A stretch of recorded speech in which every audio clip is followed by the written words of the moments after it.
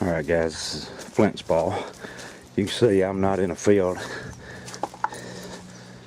I'm at work. And this come a lot of rain last night. I don't know how much, but quite a bit. This cord, this Romax, has got all kinds of kinks in it, and I was told by the builder that if current wouldn't come on, I'd have to shake that all the way to the temporary, which is down there, to get the rain out of it to where it would not kick the GFI. Well, as I was going down through here, and on the way back, I thought there might be some laying out here. And I got to looking down on the ground, and I noticed some flint chips and stuff laying around. And I picked up a few and threw them back down, and I was going to walk on down this ditch and on out down there. Somewhere I found one.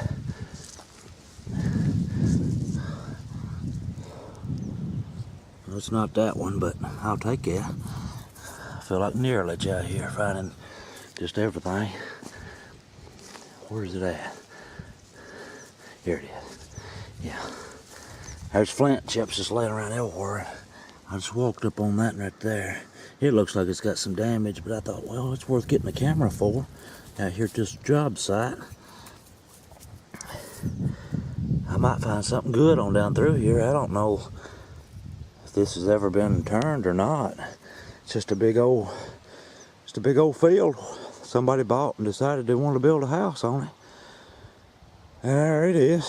And right on up the road there, just a little piece. Well, you can see these big dirt piles where they dug out of this basement. Maybe something around those. But I'm gonna get off here and keep on looking. I may not have to hit a field this evening, but that was my plan. But it's still a little bit wet. But appreciate you watching.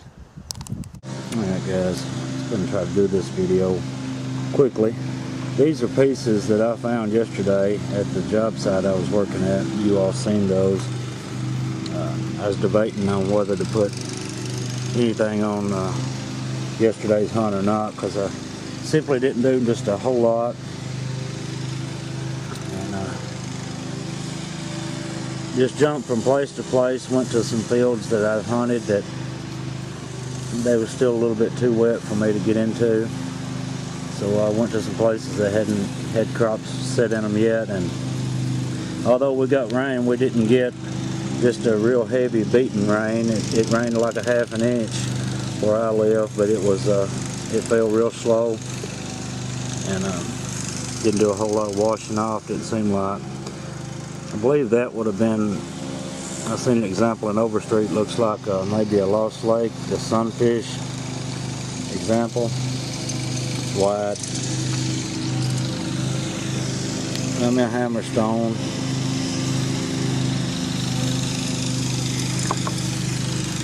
And found this blunt. It's complete. This right here would have been a pretty nice piece.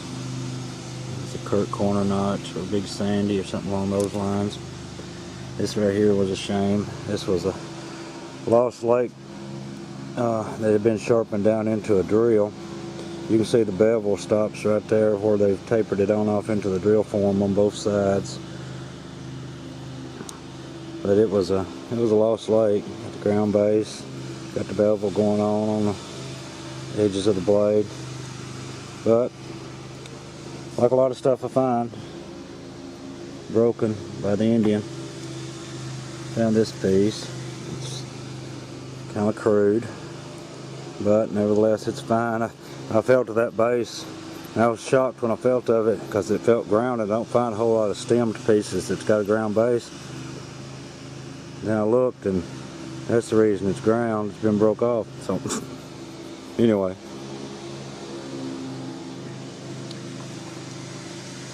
and then found that piece right there. It's got both little ears broke off of it. I thought about Billy at the top of this video on that job site stuff where he'd been finding finds, and wish all y'all the best of luck. We had the potential of some good rains, and some people probably got some, but we didn't. The way it fell, it just didn't Just didn't do what I wanted it to do, but there's always tomorrow, hopefully. But listen, there's a video I'm going to make in part with this one based on one of my subscribers. His name is JR,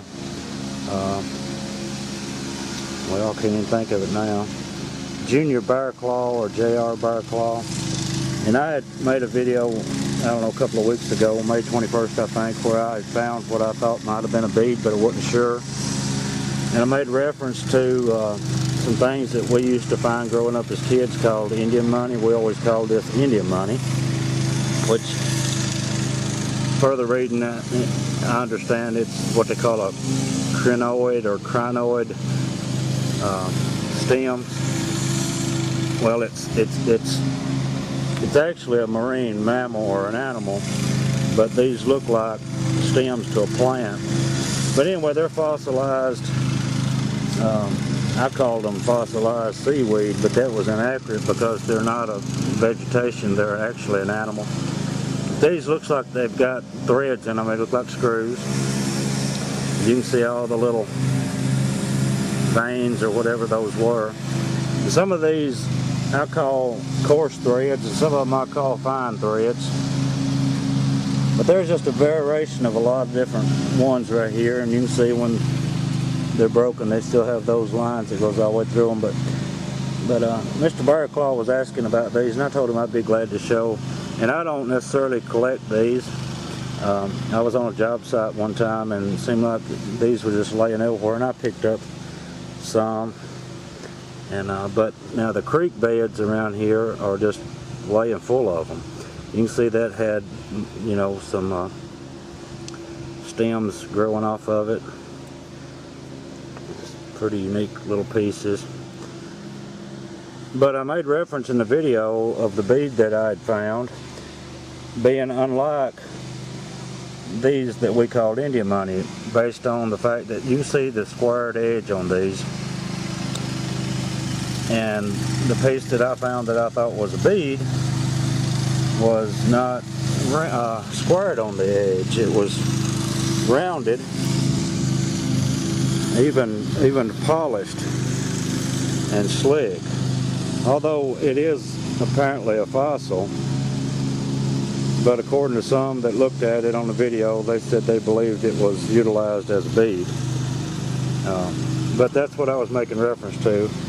Unlike the Indian money, that one's rounded off and polished, and these are just, you know, somewhat squared off. You could tell they've not been worked. Although they may have been utilized as a bead, some of them, because a lot of them have natural occurring holes in them. But I told him I'd be glad to get these and show him what I was talking about when I made reference to Indian money. He said he had never heard of that term, and we live here in Tennessee. We got terms for things that most people can't identify with. We've been accused of having our own little common language and vocabulary and slurred speech and the whole 9 yards, so I take no offense to that. This is a crazy little piece. It's probably along the same lines, but anyway, I know it's a I didn't have much of a hunt yesterday, and I wouldn't have even put it on had it not been for the fact that I told this gentleman that I would show him these. But this, and unlike the Indian money, is definitely different. Whether it's bone, whether it's shell, or whatever it is, and I believe it would be either a bone or a shell. I don't believe it'd be rock. But, and then again, it could be. But I'm calling that my only bead I've ever found. And I don't know how successful I'll be in looking for them, because it takes a trained eye, I understand, to pick up on them. Especially when you're looking for, you know, flint. But that one caught my eye, I guess, because it was white. But anyway, I won't keep you guys and bore you with this stuff, but maybe I'll have a better day the next trip. Thanks for watching.